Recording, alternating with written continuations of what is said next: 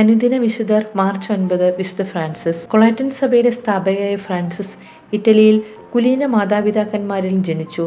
ചെറുപ്പം മുതൽക്കേ ഫ്രാൻസിസിന്റെ ഇഷ്ടം സന്യാസ ജീവിതമായിരുന്നെങ്കിലും മാതാപിതാക്കന്മാരുടെ ആഗ്രഹപ്രകാരം റോമൻ പ്രഭുവായ ലോറൻസ് പൊൻസാനിയെ അവൾ വിവാഹം കഴിച്ചു. ഫ്രാൻസിസ് ആഡംബരങ്ങളിൽ നിന്നും അകന്ന് പ്രാർത്ഥനയിലും ധ്യാനത്തിലും വിശുദ്ധ കുർബാനയുടെ സന്ദർശനത്തിലും ആനന്ദം തേടി. ഭർത്താവ് മരിക്കുന്നതിന് ഏതാനും കൊല്ലങ്ങൾക്ക് മുമ്പ് ശാരീരിക പ്രായശ്ചിത്തം അനുഷ്ഠിക്കുവാൻ അദ്ദേഹം അവളെ അനുവദിച്ചു.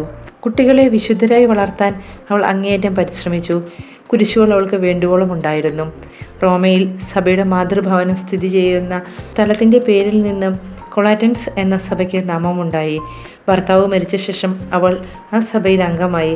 1440 മാർച്ച് 9 56-ാമത്തെ വയസ്സിൽ ഫ്രാൻസിസ് നിര്യാതയായി. 1608 മെയ് 29 5-ാം പൗലോസ് മാർപ്പാപ്പ ഫ്രാൻസിസിനെ വിശുദ്ധ എന്ന് പേര് വിളിച്ചു.